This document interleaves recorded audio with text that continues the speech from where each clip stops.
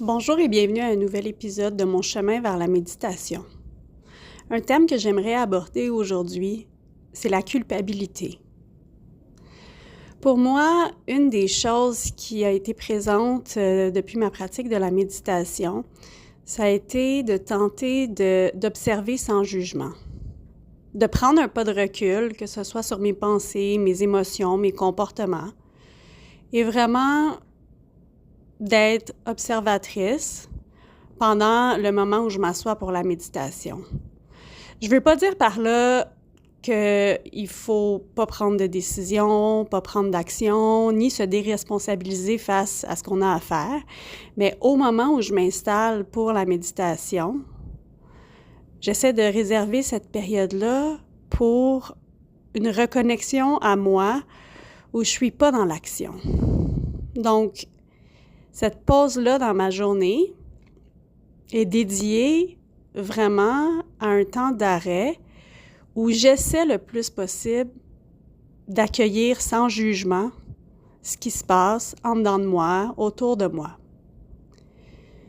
La raison pour laquelle je vous parle de ça aujourd'hui, c'est parce que je vois souvent chez mes patients l'ampleur de l'impact qu'a la culpabilité sur leur état physique, mental, émotionnel.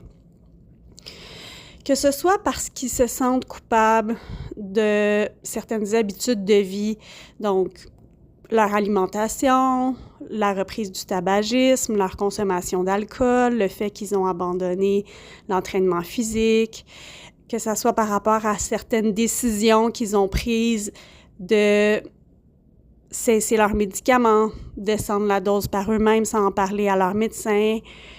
Il y a beaucoup de sources de culpabilité et j'ai l'impression que ça vient ajouter un poids dans des périodes où les gens se sentent déjà vulnérables et atteints dans leur santé physique.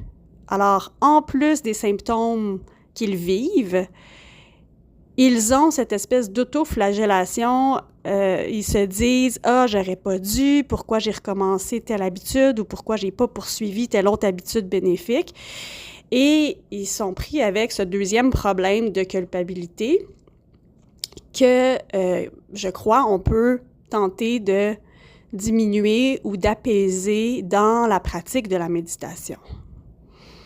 Alors, ce que je vous encourage à faire, c'est comme pour la plupart des autres suggestions, comme première étape, juste l'observation. Avez-vous des pensées aujourd'hui où vous vous en voulez? Où vous vous faites des reproches à vous-même? Ou vous pensez que vous êtes puni parce que vous avez fait une mauvaise décision, un mauvais choix? Et si c'est le cas, avant même de vous installer pour une méditation, accordez-vous un peu de douceur.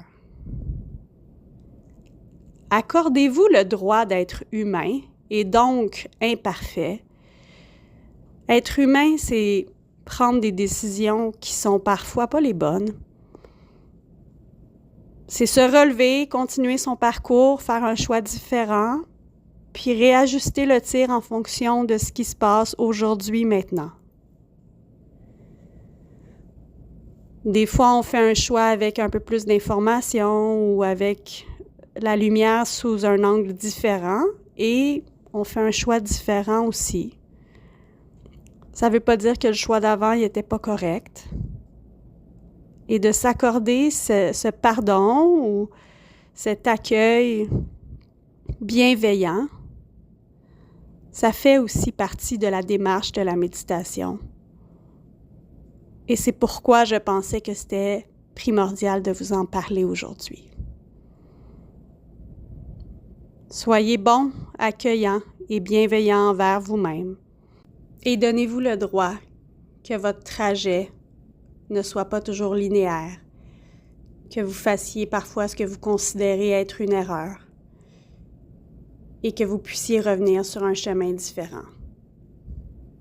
Pardonnez-vous et accordez-vous l'amour inconditionnel que personne d'autre ne peut vous donner, sauf vous.